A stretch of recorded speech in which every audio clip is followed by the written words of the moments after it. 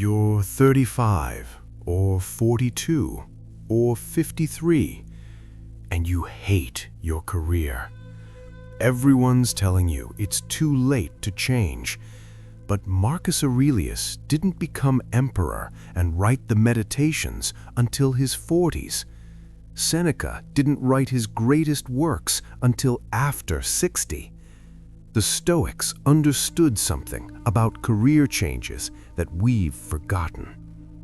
Today, I'm breaking down what ancient Stoic philosophers would actually say about pivoting careers later in life, and why their advice might be exactly what you need to hear right now.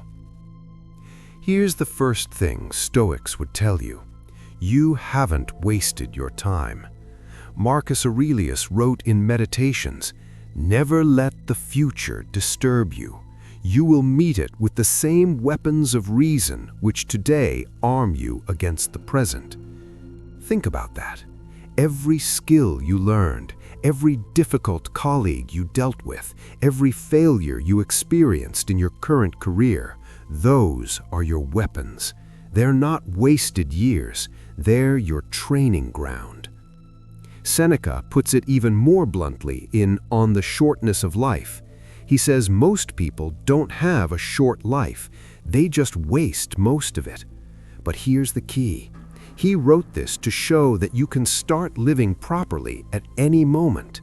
Not when you're young, not when conditions are perfect, right now. Your 30s, 40s, 50s, those aren't too late. They're just when you finally have the wisdom to choose better. Epictetus, who went from slave to one of Rome's most influential teachers, would ask you one simple question. What's actually in your control? Not in your control. Your age, the years you already spent in your old career, what others think about your decision, whether you'll succeed in the new path, the economy, the job market, other people's hiring decisions. What is in your control? Starting today, learning new skills, showing up consistently, your attitude toward the challenge, the effort you put in. Most career change anxiety comes from obsessing over things in the first list. Stoics would tell you to ruthlessly focus on the second list only. Epictetus would say, don't demand that things happen as you wish, but wish that they happen as they do happen, and you will go on well. Translation? You can't control that you're pivoting at 45 instead of 25. You can control what you do with being 45. Here's what nobody tells you.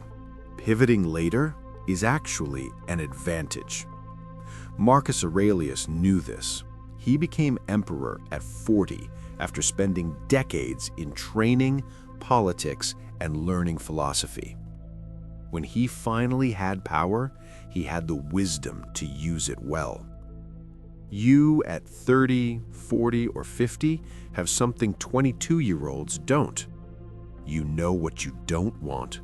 You've seen through career myths and empty promises.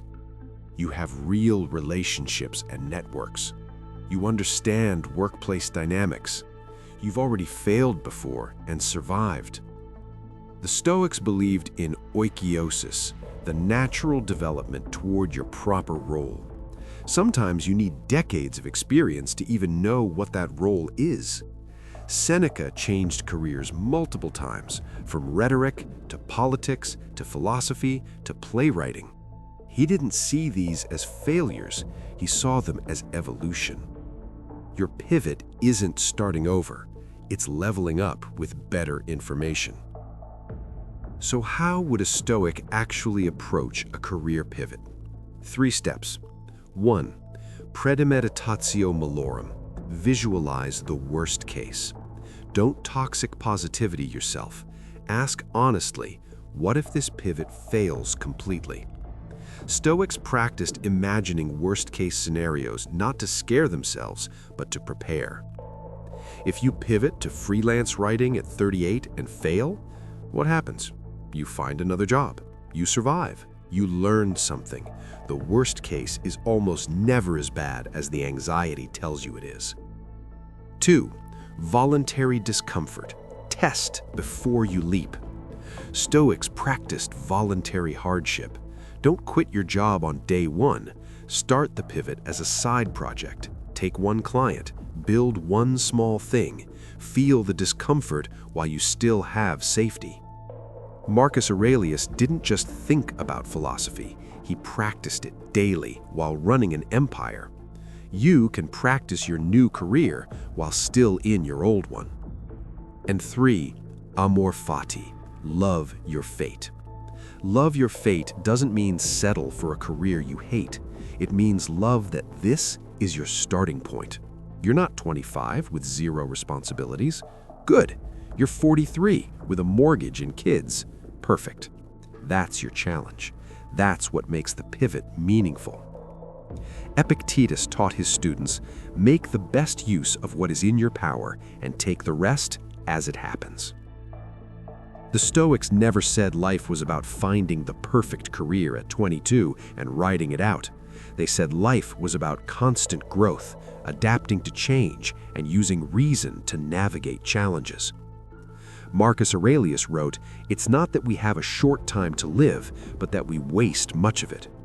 Life is long enough, and it's been given to us in generous measure for accomplishing the greatest things, if the whole of it is well invested. Well invested, not perfectly invested from day one, not invested without mistakes, just well invested from this moment forward. You're not too old at 30, 40, 50, or beyond. You're exactly the right age to finally choose wisely. The question isn't, is it too late? The question is, what am I going to do with the time I have left? Stoics would tell you, the best time to plant a tree was 20 years ago. The second best time is today. So start planting. If this helped you, share it with someone else considering a career change. And let me know in the comments, what career pivot are you considering and what's holding you back? I read every comment. Subscribe for more ancient wisdom from modern problems. See you in the next one.